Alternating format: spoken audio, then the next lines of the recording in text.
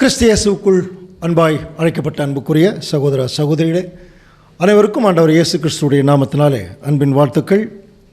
தேவனுடைய ஒரு மகா பெரிய கிருபையினாலே நம்ம தொடர்ந்து கொரிந்துக்கு எழுதின நிருபம், அதை தொடர்ந்து இப்போ நம்ம கலாத்தியருக்கு எழுதின நிருபத்திற்குள்ளாக ஒரு தியானத்திற்குள்ளாக நம்ம வந்திருக்கோம்.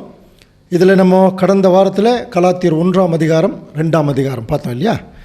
இப்போ நம்ம 3ஆம் அதிகாரத்துக்குள்ளே போகிறதுக்கு முன்னால் ஒரு தடவை நம்ம ரீகால் பண்ணிக்கலாம். கடந்த வாரங்களில் நடந்த விஷயங்களை குறித்து நம்ம கொஞ்சம் ரீகால் பண்ணுறது ரொம்ப நல்லது.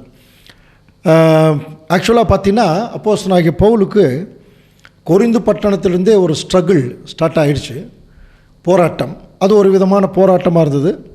அதுக்குரிய சில காரியங்களெல்லாம் நம்ம அந்த நிருபத்தில் பார்த்தோம். இப்போது கலாத்தியருக்கு எழுதின நிருபம் வரும் பொழுது அங்கே என்ன பிரச்சனைங்கிற நம்ம ஏற்கனவே கடந்த வாரத்திலேயே பார்த்துட்டோம் இல்லையா.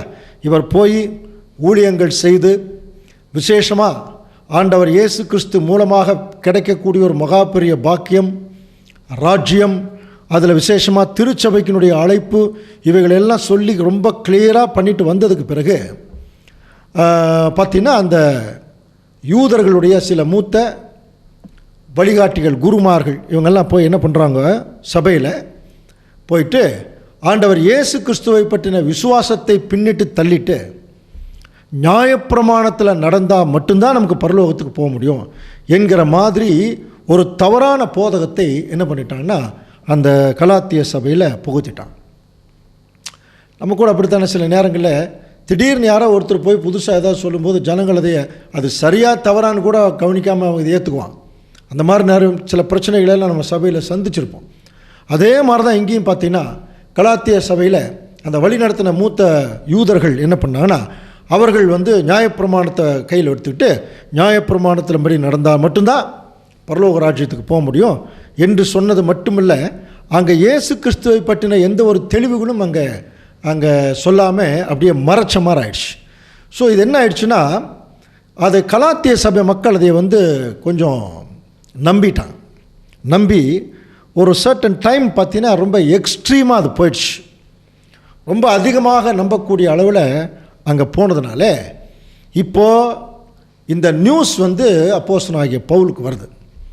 அப்போ கலாத்திய சபைக்கு அவர் 3ஆவது அந்த அதிகாரத்தில் அந்த நிருபத்தை எழுதும்போதே ரொம்ப கடுமையான முறையில் தான் அங்கே கலாத்திய சபைக்கு அவர் எழுதுகிறார். அதை கொஞ்சம் கவனிக்கலாம் பாருங்கள். எப்படி ஆரம்பிக்கிறாருன்னா, புத்தி இல்லாத கலாத்தியரே அப்படின்னு ஆரம்பிக்கிறார் பாருங்கள். கலாத்தியர் 3ஆம் அதிகாரம் 1ஆம் வசனம் வாசிக்கலாம். புத்தி இல்லாத கலாத்தியரே, நீங்கள் சத்தியத்திற்கு கீழ்ப்படியாமல் போகத்தக்கதாக உங்களை மயக்கினவன் யார்? இயேசு கிறிஸ்து சிலுவையில் அறையப்பட்டவராக உங்கள் கண்களுக்கு முன் பிரத்யட்சமாய் உங்களுக்குள்ளே வெளிப்படுத்தப்பட்டிருந்தாரே. பாரு, எனக்கு பிரியமும் வாஞ்சியுமானவர்களே, சந்தோஷமும் கிரீடமுமானவர்களே அப்படியெல்லாம் அட்ரஸ் பண்ணுவார். ஆனால் இங்கே கலாத்திய சபைக்கு எழுதும்போது எப்படி அட்ரஸ் பண்ணுறார் பாரு. புத்தி இல்லாத கலாத்தியரே, சத்தியத்துக்கு கீழ்ப்படியாமல் போகத்தக்கதாக உங்களை மயக்கினவன் யார் அப்படின்னா புரிஞ்சுலாம். இப்போ என்னப்போ பண்ணிட்டாங்க பாருங்க. அங்கே ஏதோ ஒரு தவறான விஷயத்தை சொல்லி அந்த சபை மக்களை மயக்கி இருக்கிறான். எப்படி மயக்கியிருக்காங்கன்னா, இயேசு கிறிஸ்துவன் பற்றின சத்தியமே அவங்களுக்கு போகாதபடிக்கு ஏதோ ஒரு மயக்கத்துக்குள்ளே போயிட்டாங்க. அதனால தான் இயேசு கிறிஸ்து சிலுவையில் அறையப்பட்டவராக உங்கள் கண்களுக்கு முன் பிரத்யட்சமாய் உங்களுக்குள்ளே வெளிப்படுத்தப்பட்டிருந்தாரே அப்படின்னு என்ன அர்த்தம்னா, கிறிஸ்து அங்கே உயிரோடு இருந்தது. அவர் செய்த காரியங்கள் எல்லாத்துக்கும் முன்னாக கலாத்திய சபைக்கு முன்பாக சில விட்னஸ் இருந்திருக்கு. இத்தனையும் சொல்லியும் நீங்கள் என்ன பண்ணியிருக்கீங்க, நீங்கள் ஒரு தவறான ஒரு போதகத்துக்குள்ளே போயிருக்கீங்க. அப்படி உங்களை மயக்கினது யார் என்று சொல்லி கேட்டுட்டு, ஒன்றை மாத்திரம் உங்களிடத்தில் நான் அறிய விரும்புகிறேன். ஒரு விஷயத்தை நான் உங்கள்கிட்ட கேட்கணும்னு நினைக்கிறேன். நியாயப்பிரமாணத்தின் கிரியைகளினாலேயோ அல்லது அப்படிங்கிறது இல்லை, விசுவாசத்தின் கேள்வியினாலேயோ எதினாலே ஆவியை பெற்றீர்கள்? அதாவது நீங்கள் சத்தியம் எப்படி தெரிஞ்சுக்கிட்டீங்கன்னு கேட்கல. உங்களுக்கு தேவன் ஒரு ஆவியை கொடுத்தார். அந்த ஆவியை கொடுத்ததே யார்? ஆண்டவர் இயேசு கிறிஸ்து முதல் வருகையில் வரும்போது, நான் போய் உங்களுக்கு பரிசுத்தாவியாகிய தேற்றளவாட நான் அனுப்புகிறேன்னு சொன்னான். ஸோ பரிசுத்தாவி கிடைச்சதுக்கு பிறகுதான் சபை மக்களுக்கே சத்தியம் என்னன்னு தெரிய வந்தது. அதில் முதல் பேதுரு பிரசங்கம் பண்ணுறார். அதுக்கப்புறம் சீஷர்கள் எல்லாம் ஆரம்பித்தாங்க இல்லையா. அப்போது தேவனுடைய ஆவி இல்லாமல் நீங்கள் எப்படி உங்களுக்கு இந்த சத்தியம் கிடச்சிருக்கும்? நீங்கள் நியாயப்பிரமாணத்தின் மூலம் கிரியை செஞ்சதுனால இந்த சத்தியம் உங்களுக்கு கிடச்சதா? இல்லையே. நீங்கள் கேட்டீங்க, விசுவாசத்தின் கேள்வியினாலே எதனால் ஆவியை பெற்றீர்கள்? அப்போது உங்களுக்கு பரிசுத்தாவி வந்ததுனால தான் இந்த சத்தியமே உங்களுக்கு கிடைச்சது. இந்த பரிசுத்தாவி யார் கொடுத்தது? அது வேணும் இல்லையா? கொடுத்தவரே கிறிஸ்து தான். இப்போ அந்த கிறிஸ்துவே நீங்கள் என்ன பண்ணிட்டீங்க? மறைச்சிட்டு நியாயப்பிரமாணம் தான் உங்களுக்கு முக்கியம் சொல்லி முன்னாடி நீங்கள் நிற்கிறீங்க. அப்போ எதனால் நீங்கள் அந்த ஆவியை பெற்றீர்கள்? பாருங்கள், உங்களிடம் ஒன்று மட்டும் கேட்டறிய விரும்புகிறேன். நீங்கள் தூய ஆவியை எவ்வாறு பெற்றுக்கொண்டீர்கள்? திருச்சட்டம் சார்ந்த செயல்களிலா அல்லது நற்செய்தியை கேட்டு நம்பிக்கை கொண்டதிலா? பார்த்தீங்களா? அப்போது யாருக்கு இந்த பரிசுத்தாவியை தேவன் கொடுத்துருக்காருன்னா, இந்த நம்பிக்கை வைக்கிறாங்க பார்த்தீங்களா? அந்த நம்பிக்கை தான், விசுவாசம் தான் ரொம்ப முக்கியம்னா.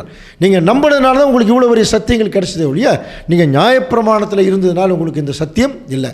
அப்படின்னா நீங்கள் விசுவாசிக்கிறக்குரிய அந்த ஆவியை கொடுத்ததே தேவன் தான். அதனால் இப்போ ஆவியிலே ஆரம்பம் பண்ணின நீங்கள் இப்பொழுது மாம்சத்திலே முடிவரப் போகிறீர்களோ? நீங்கள் இத்தனை புத்தியினரா? இது இன்னைக்கும் சபைகளில் நம்ம எடுத்துக்கலாம். எப்படி தெரியுங்களா? முதல்ல புதுசாக சத்தியம் கேட்க ஒரு புதுசாக ஒரு சபை ஆரம்பிக்குதுன்னு வைங்களேன். இப்போது எல்லாருமே ரொம்ப இன்ட்ரெஸ்டிங்காக இருப்பாங்க. சத்தியம் அந்த அளவுக்கு ரொம்ப இன்ட்ரெஸ்டிங்காக போகும். அப்புறம் சகோதரர்கள் ஒருத்தருக்கு ஒருத்தர் பழக ஆரம்பிப்பாங்க. அப்புறம் ஞானஸ்தானம் எடுப்பாங்க, ஒரு சபை உருவாகும். அப்போ நல்ல ஓரளவுக்கு நல்லா தான் போயிட்டுருக்கும். திடீர்னு பார்த்தீங்கன்னா சாத்தானுடைய அந்த ஒரு தந்திரங்கள், சாத்தான் டைரெக்டாக வரணுங்கிற அவசியம் இல்லை, அவன் தந்திரம், அவனுடைய வித்துக்கள் நம்மளை சுற்றிட்டு இருக்கு இல்லையா? ஏதாவது உள்ளே வரும் பொழுது ஆவியில் இருந்த சபை மாம்சத்துக்கு இடம் கொடுக்க போகும்போது சில நேரங்களில் ஒரு சில நேரங்களில் சபையே இல்லாமல் போயிடும். புரியுதுங்களா? சபையே இல்லாமல் போயிடும். அந்த மாதிரி கூட அது அப்போ அவங்களுக்கு இதே கேள்வி தான். ஆவியிலே ஆரம்பம் பண்ணின நீங்கள் இப்பொழுது மாம்சத்திலே முடிவு வரப்போகிறீர்களோ? இத்தனை புத்தி இல்லையா உங்களுக்கு என்று சொல்லி அப்போஸ்தலனாகிய பவுல் கொஞ்சம் கடுமையாகவே பேசுகிறார். காரணம் என்னென்னா, அந்த அளவுக்கு கஷ்டப்பட்டு ஆண்டவர் இயேசு கிறிஸ்துவை பற்றின அவர் மூலம் கிடைக்கக்கூடிய மீட்பை குறித்த ஒரு மிகப்பெரிய சத்தியம் அவங்களுக்கு பிரசங்கிக்கப்பட்டிருக்கும் போது திடீரென்று சாத்தானுடைய கிரியைகள் உள்ள போந்து அந்த டாக்டரினைவே மாற்றிட்டான். அப்போ அந்த டாக்டரின் மாறும் பொழுது என்ன அங்கே நடக்கும்? ஆண்டவர் இயேசு கிறிஸ்துவை பற்றின அந்த நாலேஜ் இல்லாமல் போயிடும். என்னை எல்லாமல் ஒருவன் பிதாவின் இடத்துல வரான், ரொம்ப கிளியராக ஆண்டவர் சொல்லும் பொழுது, அப்போ இவர்கள் கிறிஸ்து அதாவது இல்லாமல் தேவனிடத்தில் போக முடியாது. ஆனால் இந்த தேவனைத்தான் அவங்க தேவன் சொல்லி வணங்கிட்டு இருக்காங்க. ஆனால் அவர்களுக்கு தேவன் சொன்ன விஷயங்கள் ஒன்றுமே அவங்களுக்கு புரியல. அதை அவங்க புரிய வைக்கிறதுக்கு தான் தேவன் என்ன செஞ்சார்? ஆண்டவர் இயேசு கிறிஸ்துவின் மூலம் அந்த பரிசுத்த ஆவியை கொடுத்தார். அதனால தான் யோவான் 6:63 என்ன சொல்லுது? வாசிக்கலாம் பாருங்கள். ஆவியை உயிர்ப்பிக்கிறது, மாம்சமானது ஒன்றுக்கும் உதவாது. நான் உங்களுக்கு சொல்லுகிற வசனங்கள் ஆவியாயும் ஜீவனாயும் இருக்கிறது. பாருங்க, ஆவி உயிர்ப்பிக்கிறது, இந்த மாம்சம் ஒன்றுக்கு உதவாது. ஏன்னா மாம்சம் மண்ணில் போயிடும். ஆனால் நான் உங்களுக்கு சொல்லுகிற வசனங்கள் ஆவியாயும் ஜீவனாயும் இருக்கு. அப்போது ஆவி உங்களுக்கு கொடுத்துருக்கார் தேவன். அந்த ஆவியில் தான் ஆரம்பிச்சிருக்கீங்க. ஆவியில் தான் ஆரம்பிச்சிருக்கீங்கன்னா என்ன அர்த்தம்? வசனங்களில் நீங்கள் விசுவாசி தான் வந்திருக்கிறீங்களே ஒழிய, இந்த வசனங்களை விசுவாசி தான் நீங்கள் வந்திருக்கிறீங்களே ஒழிய நியாயப்பிரமாணத்தில் அங்கே நடந்ததுனால தான் இந்த சத்தியத்துக்கு கொடுத்தோன்னு நீங்கள் வரல. ஏன்னா நீங்கள் நேச்சுரலாகவே புறஜாதிகள். அப்போ உங்களை யார் இப்படி மயக்கினதுன்னு கேட்குறாரு. நீங்கள் நேச்சுரலாகவே புறஜாதிகள், உங்களுக்கும் நியாயப்பிரமாணத்துக்கும் சம்பந்தமே இல்லை. ஆனால் இப்போ நீங்கள் என்ன சொல்கிறீங்க? சம்பந்தம் இல்லாத நியாயப்பிரமாணத்துக்குள்ளே கீழே நாங்கள் வந்திருக்கிறோம், இதை வச்சு தான் நாங்கள் பரலோகத்துக்கு போகிறோம் நீங்கள் சொல்கிறீங்க. நீங்கள் சொல்லலை, உங்களை யாரோ ஒருத்தன் மயக்கியிருக்கான். அந்த மயக்கினவன் யாருங்கிற வார்த்தைக்குள்ளே அவர் உள்ளான அர்த்தம் யாருன்னா பிசாசை பற்றி பேசுகிறார். பிசாசு தான் என்ன பண்ணுவான்? இந்த மாதிரி சபைகளை ஏற்படுத்திட்டு வெளியே போயிட்டு வரக்குள்ளே உள்ளே பூந்து என்ன பண்ணுவான்? யாரோ ஒரு தவறான ஒரு கைடன்ஸ், ஒரு லீடர் மூலமாக இந்த மாதிரி மயக்கிடுவான். அப்போது இதெல்லாம் செய்யும்போது பவுலுக்கெல்லாம் எவ்வளோ கஷ்டமாக இருக்கும். அதனால தான் அவர் என்ன சொல்கிறாருன்னா, இத்தனை பாடுகளையும் வீணாய்ப்பட்டீர்களோ, அவங்க வீணாய் போச்சோன்னு கேட்குறார். அப்போ எவ்வளோ கஷ்டப்பட்டு இவங்க சபைகள் எல்லாம் உருவாக்கணும். இது நியாயப்பிரமாணத்திலே உருவாக்கணும். தேவன் மேலே இருக்கக்கூடிய விசுவாசம், ஆண்டவர் இயேசு கிறிஸ்து மேலே கூடிய விசுவாசம், இந்த விசுவாசத்தினால் வரக்கூடிய கேள்வி ஞானம், அதில் கிடைச்ச சத்தியம், அதில் தான் நம்முடைய அழைப்பு என்னன்னு தெரிஞ்சது. அதை கேட்டு வந்துட்டு அதுக்கப்புறம் இல்லைங்க நியாயப்பிரமாணத்துக்கு கீழே தான் நம்ம போகணுன்னு சொல்கிறது எந்த வகையில் உங்களுக்கு நியாயம் என்கிற ஒரு தொனியில் அவர் கேட்டுட்டு அடுத்த வசனம் என்ன சொல்கிறார் பாருங்கள். அன்றியும் உங்களுக்கு ஆவியை அளித்து உங்களுக்குள்ளே அற்புதங்களை நடப்பிக்கிறவர் அதை நியாயப்பிரமாணத்தின் கிரிகளினாலேயோ விசுவாசத்தின் கேள்வியினாலேயோ எதனாலே செய்கிறார்? திருவிழித்தில் பாருங்கள், உங்களுக்கு தூய ஆவியை அளித்து உங்களிடையே வல்ல செயல்களை ஆற்றுபவர் எதை முன்னிட்டு அவைகளை செய்கிறார்? நீங்கள் சட்டம் சார்ந்த செயல்களை செய்வதாலா? கவனிங்க, அதாவது நீங்கள் நியாயப்பிரமாணத்துக்கு கீழ்ப்படின்னு சொல்கிறனால தான் உங்களுக்கு இப்படிப்பட்ட அடையாள அற்புதங்களை தேவன் செய்கிறாரா? இல்லை.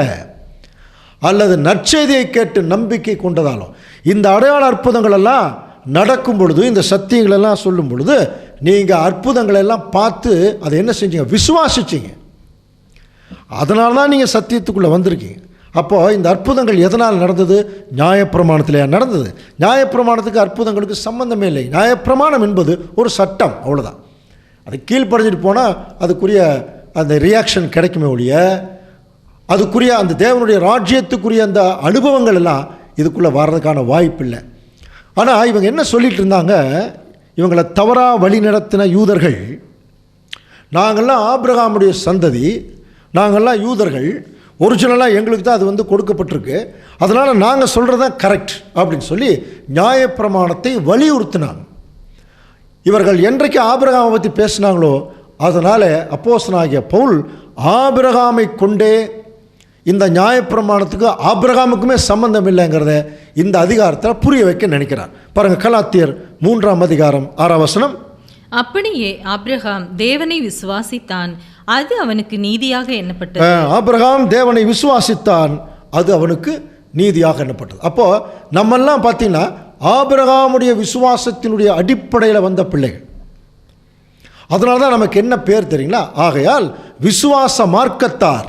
பாருங்க, கலாத்தியர் 3ஆம் அதிகாரம் 7ஆம் வசனம். விசுவாச மார்க்கத்தார் எவர்களோ அவர்களே ஆபிரகாமின் பிள்ளைகள். அப்போது விசுவாச மார்க்கத்தார் அந்த வழியில் போகிறோம். ஆபிரகாம் வைத்த விசுவாசத்தின் வழியில் போகிறவங்கெல்லாம் ஆபிரகாமின் பிள்ளைகள் தான். நீங்கள் உங்களை சும்மா ஆபிரகாம், ஈசாக்கு, யாக்கோபு, அப்புறம் இஸ்ரேல், அந்த 12 கோத்திரம் அதில் நாங்கள் வந்தோன்னு வேணால் நீங்கள் சொல்லிக்கலாம். ஆனால் பைபிள் என்ன சொல்லுது, வேதம் என்ன சொல்லுதுன்னா, விசுவாசத்தில் யாரெல்லாம் இருக்கிறாங்களோ அவங்க எல்லாரும் ஆபிரகாமின் பிள்ளைகள். ஆனால் இது ஒரு விஷயம் இருக்குது.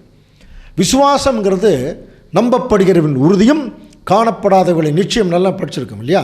ஆபிரகாம் தேவன் மேலே வைத்த விசுவாசத்தினுடைய ஆழம் என்னன்னு தெரியணும். ரொம்ப சிம்பிளாக சொல்லலாம். நான் காண்பிக்கும் தேசத்துக்கு நீ போன்னு சொல்லும்போது ஆபிரகாம் எங்கேன்னு கேட்கல, ஆனால் போனார். அது ஒரு ஒரு வகையான ஒரு அபரிவிதமான ஒரு விசுவாசமாக இருக்கலாம். அதுக்கு பேசிக்குள்ளே நம்ம ஏற்கனவே பேசிக் சப்ஜெக்ட் என்ன பார்த்தோம்? ஒரு இப்போ 75 வயசில் குழந்தை இல்லாமல் இருக்கும்போது பெரிய பணக்காரர் இருக்கிற இடம் செழிப்பான இடம். ஆனால் தன் மேலே ஒரு இரக்கம் காட்டி அவரை தன்னோட ரொம்ப இணக்கமாக இருந்த ஒரு ரொம்ப பெரியவர் கூப்பிட்டு சொல்கிறார். அப்படிங்கிற போது அவரை நம்பி தான் போயிருக்கணும். ஒன்று. ரெண்டாவது, இப்போ ஆபிரகாம் எந்த திசைன்னு சொல்லி கேட்டு போல, அதே சமயத்தில் ஆபிரகாம் வைத்த விசுவாசத்தினுடைய ஆழம் என்ன? ஆபிரகாம் தேவனை விசுவாசித்தான் அப்படின்னு சொல்லப்பட்டிருக்கு. ஆபிரகாமுக்கிட்ட தேவன் என்ன சொன்னார்? நான் உன்னை பெரிய ஜாதியாக்குறேன்னு சொன்னார். ஆனால் அந்த டைமில் ஆபிரகாமுக்கு ஒரு குழந்தை கூட இல்லை. அப்போது எந்த திசைன்னு பார்க்காம போயிட்டார். சொன்னதை நம்பி தான் அவர் போனார். கவனிக்கலாம், சொன்னதை நம்பி தான் போனார். ஆனால் என்ன ஒரு எதிர்பார்ப்பில் அவர் போயிருக்க வேணுங்கிறது ஒரு சின்ன ஒரு கருத்து என்னென்னா, சரி ஒரு குழந்தையே இல்லைங்கிற போது ஒரு குழந்தைய கொடுக்கறதுக்கு இவர் வல்லவராக இருக்கிறாருங்கிற ஒரு விசுவாசத்தில் கூட என்ன இருக்கலாம், அங்கே போயிருக்கலாம். ஓகே, அந்த ஒரு எதிர்பார்ப்பில் போயிருக்கலாம். ஆனால் அந்த எதிர்பார்ப்புலேயும் ஒரு விசுவாசம் இருந்தது இல்லையா? ஸோ அதனால் எந்த திசைன்னு பார்க்காம அவர் போயிட்டார். இன்னொரு விஷயம், நான் காண்பிக்கும் தேசத்துக்கு நீ போன்னு தான் சொன்னார் ஒழிய நீ போனேன்னா உன்னை ஆசீர்வதிக்கிறேன்னு சொல்லலை. நீ போ, உன்னை நான் ஆசீர்வதிக்கிறேன். அதை கூட நம்ம கொஞ்சம் விளக்கமாக சொல்கிறது உண்டு. அதாவது தேவனை ஆபிரகாம் விசுவாசித்தார், அது அவருக்கு நீதியாக எண்ணப்பட்டது, அப்படிலாம் படிக்கிறோம் இல்லையா? ஆனால் இந்த இடத்துல இன்னொரு முக்கியமான கருத்து கூட நம்ம புரிந்து கொள்ள வேணும். அதாவது ஆபிரகாம் தேவனை விசுவாசிக்கிறது ஒரு வகை. ஆனால் இந்த இடத்துல பார்க்கும்போது தேவன் ஆபிரகாமை விசுவாசிச்சாராம். நீ போன்னு சொன்னால் அவர் போனார், இவ்வளோதான். இப்போ கவனிங்க, இந்த மாதிரி நம்மளை பார்த்து தேவன் சொல்கிறதுக்கு வாய்ப்பு இருக்கா? அல்லது நமக்கு சர்டிஃபிகேட் கொடுக்க, நான் நம்மளை இந்த என் மகன் இவன் நான் சொன்னால் செய்வான், போன்னா போவான் அப்படின்னு சொல்கிற அளவுக்கு நம்முடைய விசுவாசமும் அதற்கேற்ற வாழ்க்கையும் இருக்காங்கிறது ஒரு பெரிய கொஸ்டின் மார்க் தான்.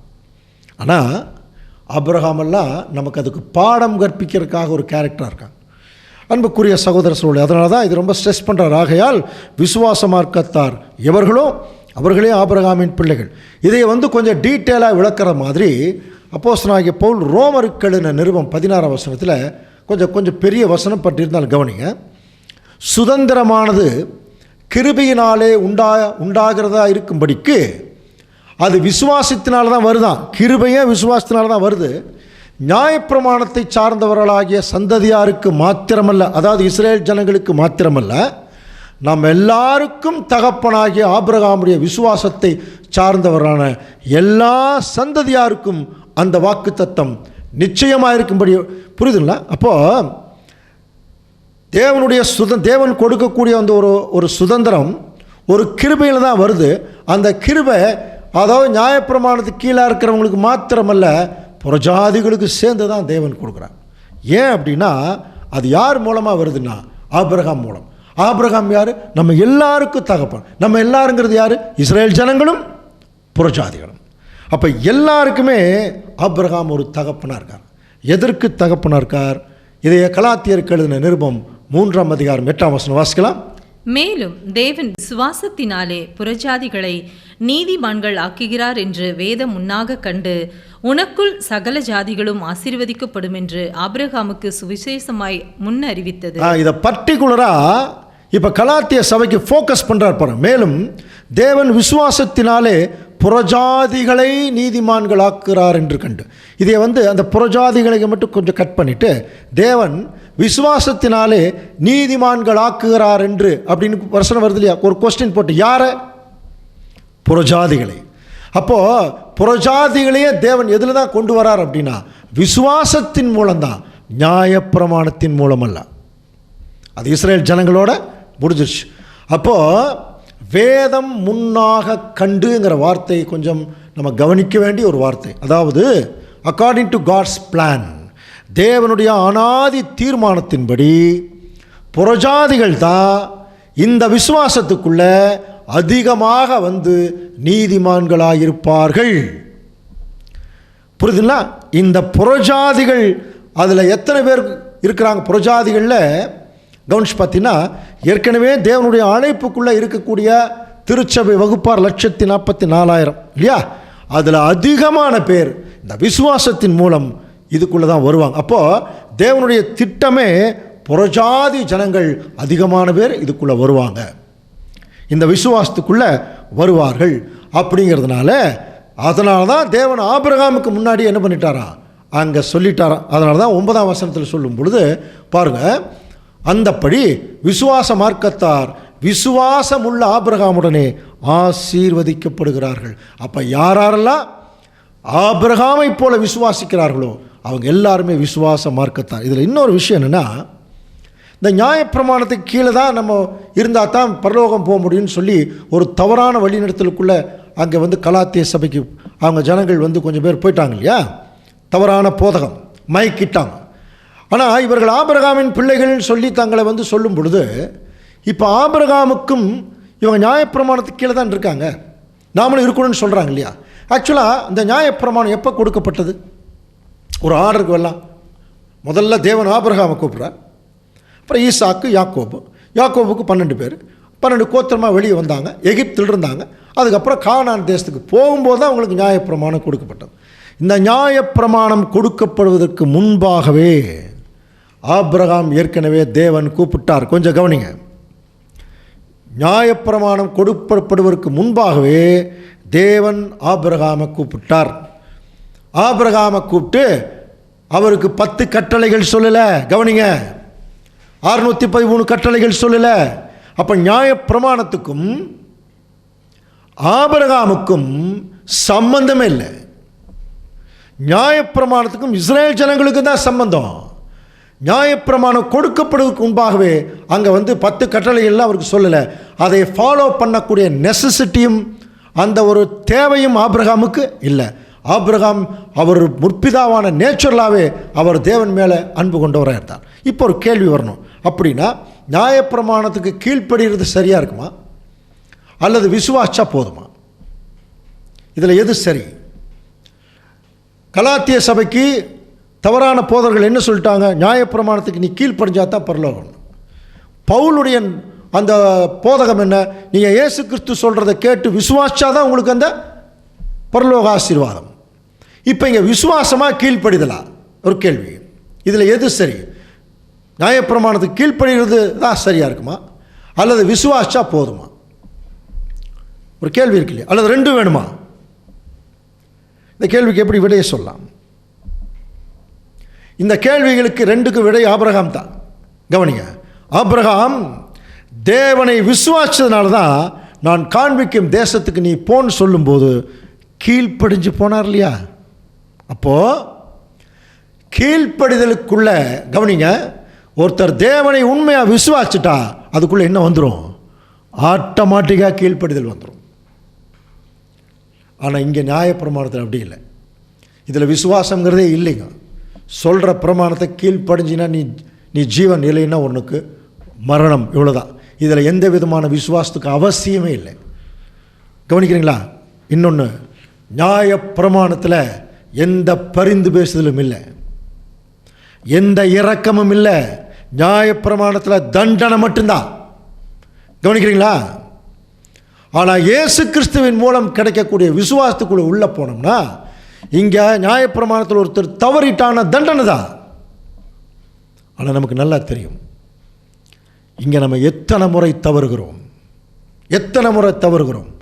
ஒவ்வொரு முறையும் தவறும்போது நம்முடைய ஆண்டவர் இயேசு கிறிஸ்து நமக்காக பிதாவின் இடத்துல பரிந்து பேசுகிறார்.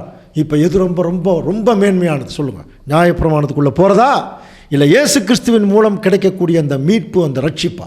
இதைத்தான் கலாத்திய சபைக்கு புரிய வைக்கிறதுக்கு அப்போஸ்தலனாகிய பவுல் முயற்சி பண்ணுறார். அது இன்னும் சொல்லப்போனால், நீங்கள் ரொம்ப கடுமையான உலையில் மாட்டியிருக்கிறவங்கள இப்போ ஆண்டவர் இயேசு கிறிஸ்து வெளியே கொண்டு வந்து நம்மளை அடிமைத்தனத்திலிருந்து வெளியே கொண்டு வந்து நீங்கள் மைண்டு ஃப்ரீயாக இருங்க.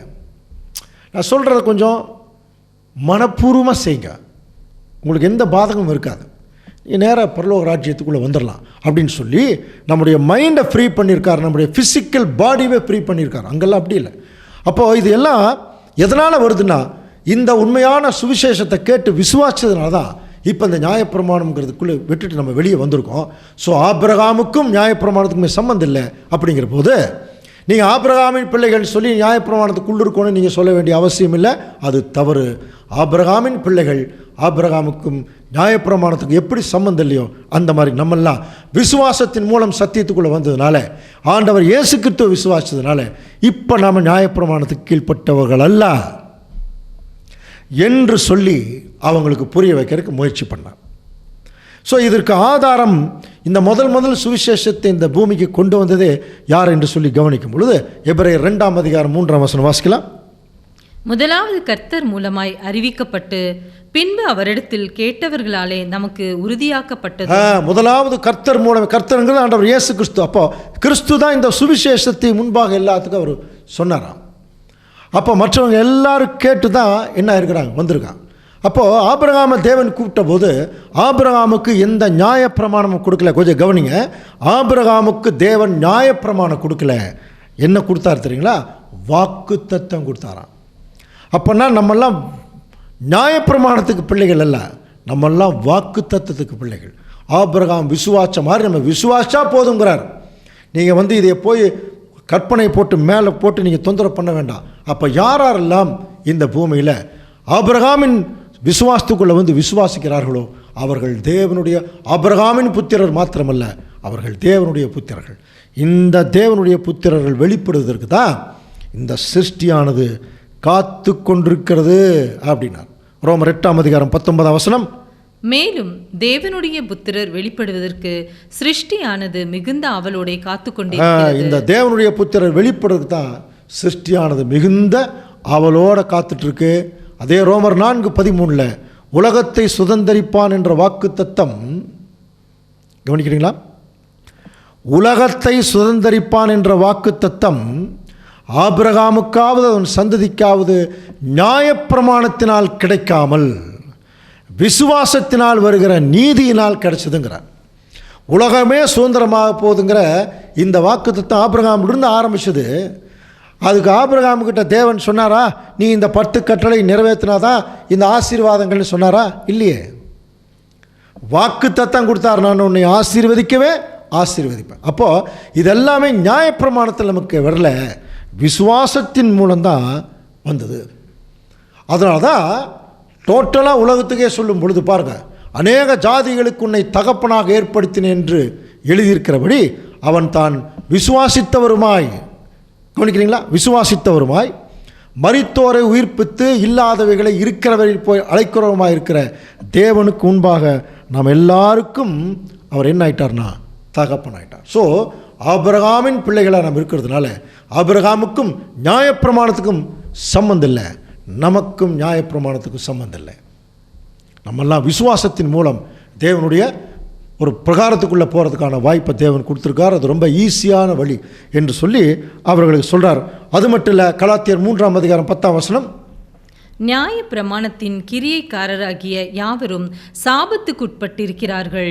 நியாய பிரமாண புஸ்தகத்தில் எழுதப்பட்டவைகள் எல்லாம் செய்யத்தக்கதாக அவைகளில் நிலைத்திராதவன் எவனோ அவன் சபிக்கப்பட்டவன் என்று எழுதியிருக்கிறதே. அன்புக்குரிய சகோதர சகோதரர்களை கொஞ்சம் கவனிங்க. கலாத்தியர் 3:10 இந்த நியாயப்பிரமாணத்தைக்கு கீழ்ப்படுகிறதுனால இருக்கக்கூடிய பலவிதமான சிக்கல்களை பற்றி அங்கே பேசுகிறார்.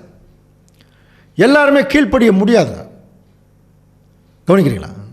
இப்போ ஒருவேளை ஒரு சின்ன உதாரணம், இந்த நியாயப்பிரமாணத்துக்கு இன்றைக்கி ஆரோன் கீழ்ப்படிஞ்சிருந்தாருன்னு வச்சுங்களேன், இன்னைக்கு வரைக்கும் ஆரோன் உயிரோடு தான் இருந்திருப்பார். ஏன்னா பைபிள் என்ன சொல்லுது? நியாயப்பிரமாணத்தின்படி செய்கிறவன் பிழைப்பான். யாருமே இன்னைக்கு வரைக்கும் பிழைக்கல. அப்போ யாருமே நியாயப்பிரமாணத்தின்படி செய்ய முடியல, ஆண்டவரை தவிர, ஆண்டவர் இயேசு கிறிஸ்துவை தவிர. அவர் தான் செஞ்சார், அவர் தான் முடித்தார், அவர் தான் ப்ராப்ளத்தை சால்வ் பண்ணார், இன்னைக்கு வரைக்கும் உயிரோடு இருக்கார். நல்லா புரிஞ்சுக்கலாம். அப்போ நியாயப்பிரமாணத்தின் அதில் இருக்கக்கூடிய சிக்கல் என்னென்னா, இதுக்கு யாரும் கீழ்ப்படிய முடியாது, அதுதான் பெரிய சிக்கல். ரெண்டாவது, இது கீழ்ப்படியலன்ட்டு யாராவது போனாங்கன்னா அவர்கள் சபிக்கப்பட்ட நிலைமைக்குள்ளே போயிடுவாங்க. பாருங்கள், நியாயப்பிரமாணத்தின் கிரியைக்காராகிய யாவரும் சாபத்துக்குட்பட்டிருக்கிறார்கள். ஏன் அப்படின்னா அந்த சாபத்துக்குட்பட்ட தண்டனையும் இருக்கு, சாபத்துக்குட்பட்ட குற்றங்களும் அதில் இருக்கு. கொலை செய்யாதிருப்பாயாக, களவு செய்யாதிருப்பாயாக, பாருங்கள், விபச்சாரம் செய்யாதிருப்பாயாக, பிறர் உள்ள இச்சையா, இதெல்லாம் கொஞ்சம் கவனிச்சிங்கன்னா இதில் வரக்கூடிய அந்த குற்றங்களுமே இதெல்லாமே ஒரு சாபத்திற்குரிய குற்றங்கள் மாறாயிடுச்சு. அதனால் அதுக்குள்ளே போகணும்னு யாராவது நினச்சாலே அந்த சாபத்துக்கு உட்பட்டவர்கள் நியாயப்பிரமாண புஸ்தகத்தில் எழுதப்பட்டவர்கள் எல்லாம் செய்யத்தக்கதாக அவைகளில் நிலைத்திராதவன் எவனோ அவன் என்னவாயிருவான்னா சபிக்கப்பட்டவன், அந்த நிலைமைக்கு போயிடுவாங்களாம். ஏன் அப்படி சபிக்கப்பட்டவன் அப்படின்னா அடுத்த வசனம் அதுக்கு விளக்கம் சொல்லுது. பாருங்கள், வாசிக்கலாம். யாக்கோபு 2:10 பாருங்கள். எப்படி எனில் ஒருவன் நியாய பிரமாணம் முழுவதையும் கை கொண்டிருந்தும் ஒன்றிலே தவறினால் எல்லாவற்றிலும் குற்றவாளியாக இருப்பான். எவ்வளோ பெரிய கஷ்டம் பார்த்தீங்களா? 100 கட்டளை இருக்குது அப்படின்னா சரி, ஏதோ நம்மளால் முடிஞ்ச ஒரு 10 கட்டளை, அந்த 10 கட்டளையை நிறைவேற்றி முடிச்சிடலாம் அப்படின்னா முடியாது. 100 கட்டளையை நிறைவேற்றணும். ஒருவேளை ஒருத்தர் 99 கட்டளையை நிறைவேற்றிட்டு அல்லது கீழ்ப்படிஞ்சிட்டு ஒன்றுக்கு கீழ்ப்படியாமல் போனால் அவனும் குற்றவாளி தான் சொல்லுது. ஒருவன் நியாயப்பிரமாணம் முழுவதையும் கை கொண்டிருந்தும் ஒன்றிலே தவறினால் எல்லாத்துலேயும் அவன் குற்றவாளி. எவ்வளோ கஷ்டம்! அதனால தான் அவனால் முடியல, இஸ்ரேல் ஜனங்களால் முடியலங்கிறத இப்போ கையில் எடுக்கிறாங்க. பாருங்கள், அது எவ்வளோ பெரிய சாத்தானுடைய போதகம். முடியலங்கிறத கையில் எடுத்து அந்த ஜனங்களிடத்தில் புகுத்தி அவங்கள மயக்கி அவங்கள இயேசு கிறிஸ்துவின் மூலமாக கிடைக்கக்கூடிய ஒரு மகா பெரிய பாக்கியத்தை பெறக்கூடாதபடிக்கு ஒரு டாக்டரின்லேயே போட்டு டம்ப் பண்ணி வச்சுட்டாங்க பாருங்கள். அதனால தான் பவுல் அவ்வளோ ஒரு கோபமாக பேசுகிறார். புத்தி இல்லாத கலாத்தியரே, எத்தனை முறை உங்களுக்கு சத்தியம் சொல்லியிருக்கோம், உங்களை மயக்கினவன் யாருன்னு. அது மட்டும் இல்லை, நியாயப்பிரமாணத்தினுடைய கடுமை என்ன தெரியுங்களா அன்புக்குரிய சகோதர சொல்ல, நியாயப்பிரமாணத்தில் மன்னிப்பே கிடையாது. ஒன்றா ஜீவன் இல்லைன்னா தண்டனை தான். இதில் எந்த வகையான மன்னிப்பெல்லாம் கிடையாதுங்க. அப்போது இஸ்ரேல் ஜனங்கள் இருக்கிற மனநிலையே முதல் தவறான மனநிலை. அப்போ அவங்களுக்கு அந்த மனநிலைக்குள்ளே போகிறவங்களுக்கு மன்னிப்பே இல்லைங்கிற போது இந்த நியாயப்பிரமாணத்தை யாருமே நிறைவேற்ற முடியாத ஒரு சூழ்நிலைக்குள்ளே எல்லாருமே இருக்கிறாங்க. ஸோ இதை அவங்களுக்கு புரிய வைக்கிறதுக்கு ட்ரை பண்ணுறார். வாசிக்கலாம் பாருங்கள், கலாத்தியர் 3:11 பாருங்கள், நியாயப்பிரமாணத்தினாலே ஒருவனும் தேவனிடத்தில் நீதிமான் ஆகிறதில்லை என்று வெளியரங்கமாகிறது.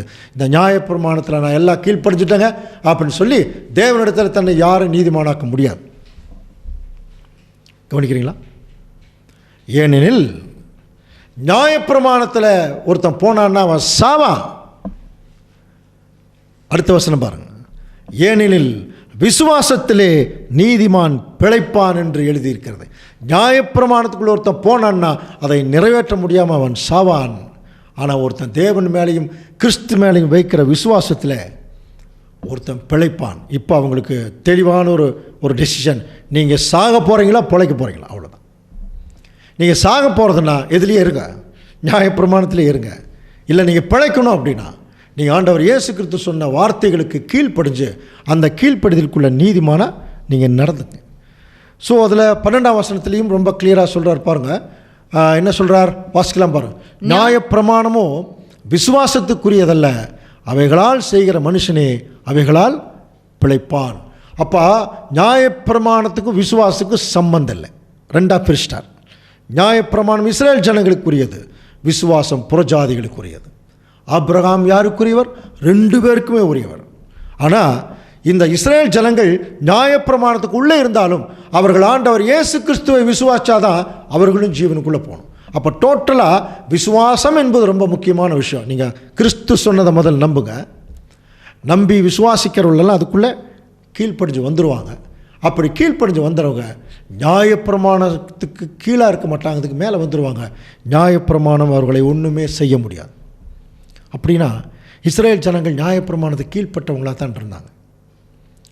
அவங்கள எப்படி வெளியே கொண்டு வந்தது, எப்படி வெளியே வர வாய்ப்பு இருக்குது என்று சொல்லும் பொழுது நியாயப்பிரமாண சட்டம் என்ன சொல்லுது? இந்த நியாயப்பிரமாணத்தின்படி செய்கிறவன் பிழைப்பான், செய்யாதவன் சாவான். ஆனால் இயேசு கிறிஸ்து என்ன பண்ணார் தெரியுங்களா? இந்த நியாயப்பிரமாணத்துக்கு கீழ்ப்பட்டிருக்கிற இஸ்ரேல் ஜனங்களை மீட்பதற்கு சாகவும் செஞ்சார், பிழைக்கவும் செஞ்சார். எப்படி சாகவும் செஞ்சார்? அதுதான் வசனம் பாருங்கள். கலாத்தியர் 3ஆம் அதிகாரம் 13ஆம் வசனம் வாசிக்கலாம். மரத்திலே தூக்கப்பட்ட எவனும் சபிக்கப்பட்டவன் என்று எழுதியிருக்கிறபடி கிறிஸ்து நமக்காக சாபமாகி நியாயப்பிரமாணின் சாபத்திற்கு நம்மை நீங்களாக்கி மீட்டுக்கொண்டார். இப்போ கடைசியாக நீங்கள் இயேசு கிறிஸ்துவை பற்றின நாலேஜே உங்களுக்கு இல்லாமல் கொண்டு போயிட்டாங்க இல்லையா? ஆனால் இந்த நியாயப்பிரமாண சாபத்திற்குள்ளே நீங்கள் உள்ளே போயிடக்கூடாதுங்கிறதுக்காக தான் ஆண்டவர் இயேசு கிறிஸ்து என்ன செய்கிறார்? மரத்திலே தூக்கப்பட்ட எவனும் சபிக்கப்பட்டவன் என்று எழுதியிருக்கிறபடி இப்போ இயேசு கிறிஸ்து தான் அந்த நிலைமைக்கு போனாராம். ஆக்சுவலாக இவர்கள் தான் போக வேண்டியது. அப்படி போகிறதுக்கு வழி இல்லாமல் ஆண்டவர் இயேசு கிறிஸ்து என்ன செய்கிறார்னா, உங்களால் இந்த நியாயப்பிரமாணத்துக்கு கீழ்ப்படிய முடியாது, முடியவே முடியாது. 199 நீங்கள் கீழ்ப்படிஞ்சு 1 போனாலும் நீங்கள் நியாயப்பிரமாணத்துக்கு கீழ்ப்படியாதவங்களாகிடுவீங்க. ஏன் அப்படின்னா நியாயப்பிரமாணம் என்பது ஒரு பரிபூரண சட்டம். அதை ஒருத்தர் நிறைவேற்றணும்னா பரிபூர்ணமாக இருக்கிறது தான் நிறைவேற்ற முடியும். புரியுதுங்களா? நியாயப்பிரமாணம் இவ்வளோ நேரம் நியாயப்பிரமாணத்துக்கு நீங்கள் கீழே இல்லைன்னு சொல்கிறதுக்காக நியாயப்பிரமாணம் ரொம்ப மோசமான விஷயங்கிறது அர்த்தம் அல்ல. அது மிக பரிபூர்ணமான ஒரு சட்டம். அதை பரிபூர்ணமானவங்க தான் செய்ய முடியும். இந்த உலகத்தில் யாருமே அதை நிறைவேற்ற முடியாது. ஆண்டவர் இயேசு கிறிஸ்து என்ன செய்கிறார்னா, தன் முற்றிலும் கீழ்ப்படிஞ்சு தேவனுக்கு கீழ்ப்படிஞ்சு வரும் பொழுது பாருங்கள், கிறிஸ்து நமக்காக சாபமாகி, அப்படின்னு இந்த டோட்டல் உலகமும் இன்றைக்கி என்ன ஆயிடுச்சு? ஆதாமின் நிமித்தம் ஒரு சாபத்திற்குள்ளாக வரும் பொழுது ஏற்கனவே படித்தோம் இல்லையா? அந்த சாபத்தை வெளியே எடுக்கணும்னா இப்போது அதற்கு ஈக்குவலாக ஒருத்தர் உள்ள அந்த சாபத்துக்குள்ளே போகணும், அந்த தண்டனைக்குள்ளே. கிறிஸ்து நமக்காக சாபமாகி இப்போ நம்மளை என்ன பண்ணிட்டார்? நியாயப்பிரமாணத்தின் சாபத்திற்கு நம்மை நீங்களாக்கி மீட்டு கொண்டார். அப்போது மரித்தும் இருந்தார். அந்த இஸ்ரேல் ஜனங்களை காப்பாற்றுவதற்கு இவர் உள்ளே போயிட்டு வெளியே வந்தார். நம்மளை எல்லாம் உயிர்ப்பித்து கொண்டு வர்றதுக்கு இப்போ என்ன செய்கிறார்னா அந்த தண்டனைக்குள்ளே போயிட்டார். இப்போது கலாத்திய சபைக்கு அவர் சொல்லும் பொழுது அந்த சாபத்தை கிறிஸ்து வாங்கிட்டார். நியாயப்பிரமாணம் சொல்லிட்டு இருக்கிறீங்க இல்லையா?